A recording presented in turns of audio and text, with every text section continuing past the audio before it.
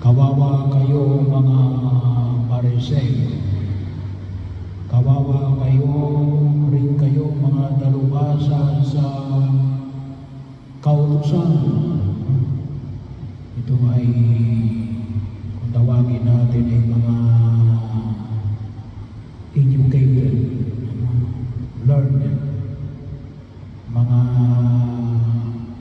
itinuturing na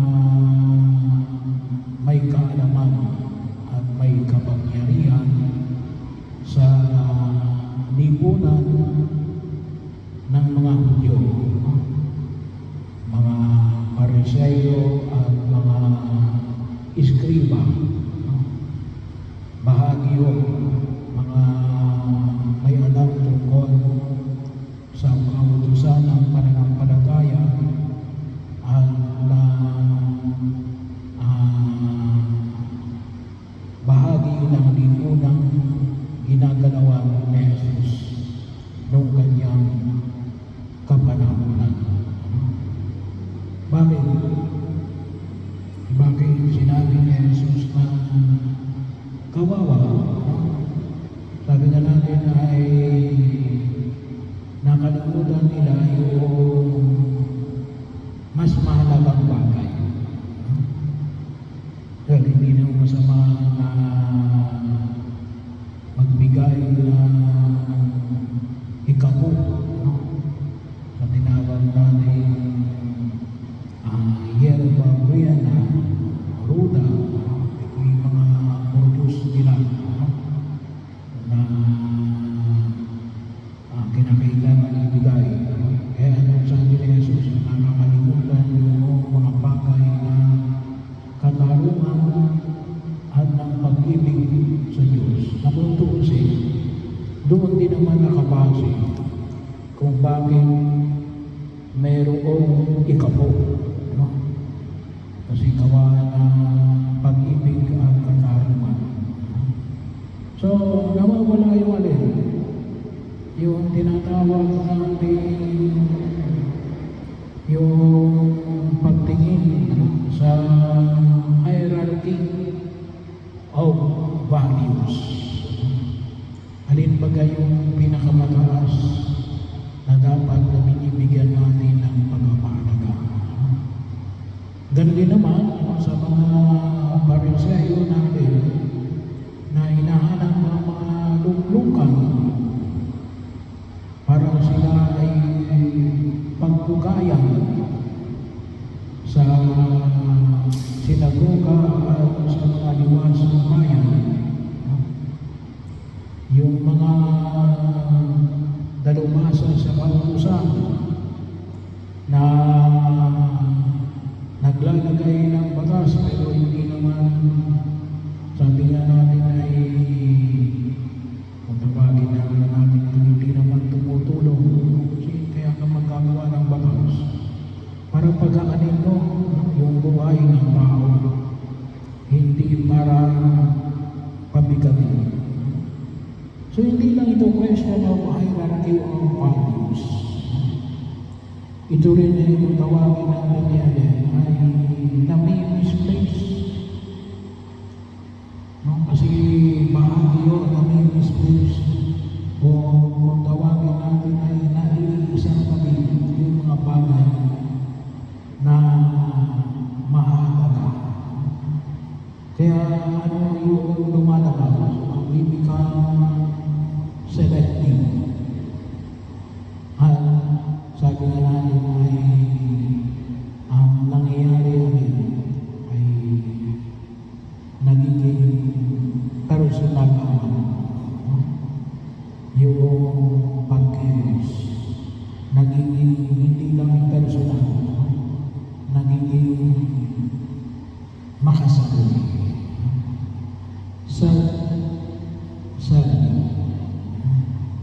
Hindi self-service. So ito yung paalala na pinapayo ng Ponte Kapal. Sabi nga natin, nawawala sa tamang direksyon ng pagkilos at malaki po yung epekto ng na nakakakibat po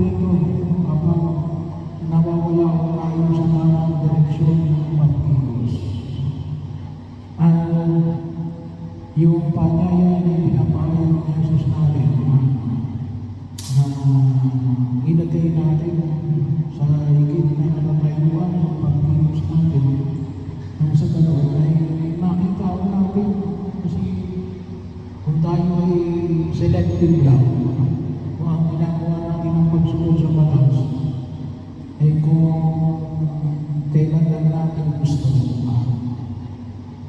ay wala ako tayong marunungan maging bahagi kaya ay napakalaga at kung nakikita po natin yung ating po ngayong problema sa corruption nakita natin ang sangayon din sa pag-aaral na may mga kung tutusin po yun may mga safety measure na nawala sa halimbawa na lamang ngayon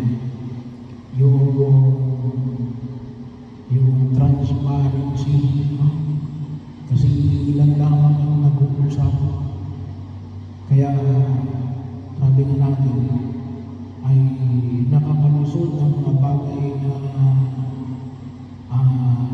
hindi karapat-dapat.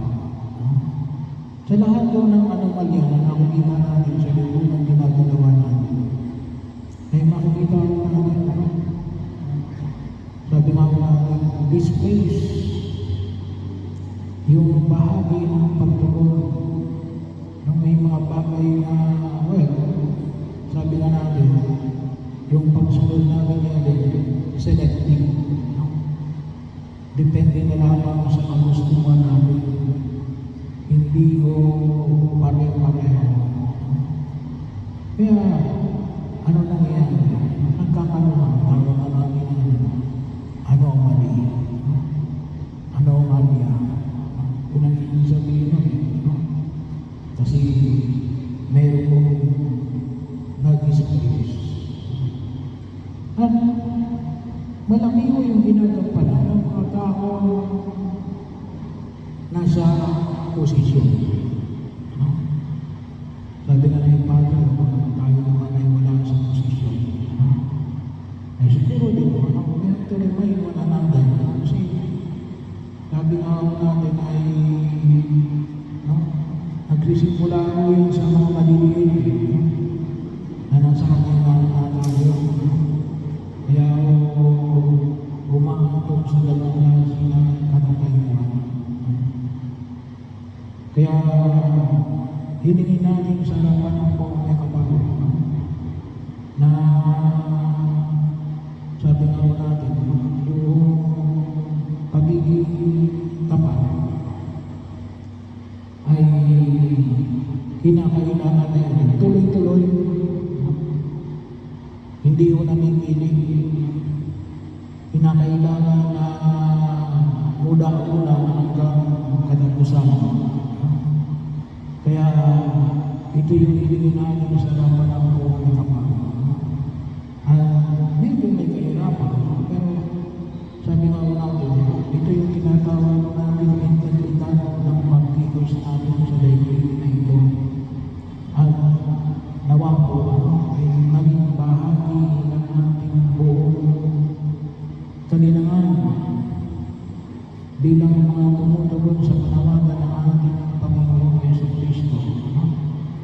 Kasi kung ganito na lang, ay sabihin na hindi ka pa nasa kapangyarihan ka, ay gagamitin mo ang iyong kapangyarihan para lamang sa pansariling pagkilos. Katulad ng mga Pariseo at mga Iskriba sa Ebanghelyo natin ngayon sa araw na ito.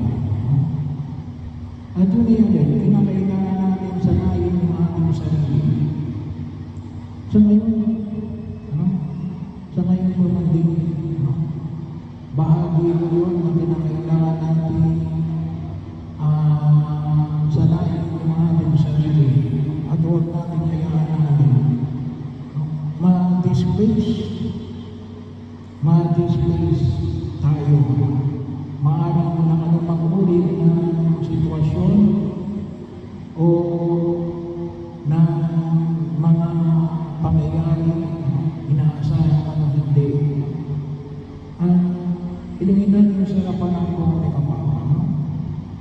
Kasi bakit to? Sabi nga, kawawa kayo. Sapagkat hindi lang ako kasi itong mga pareso ng skriba ang maapektuhan.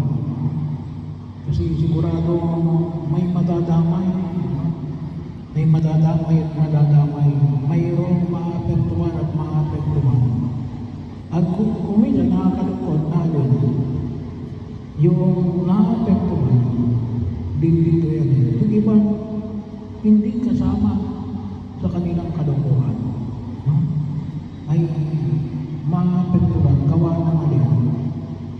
Gawa ng kanilang hindi magandang pagkilos at pagtugon sa kanilang tungkulin na ginagampanan. At ito ang tulong natin na nawa sa harapan ng purong may kapal, nawa din natin maging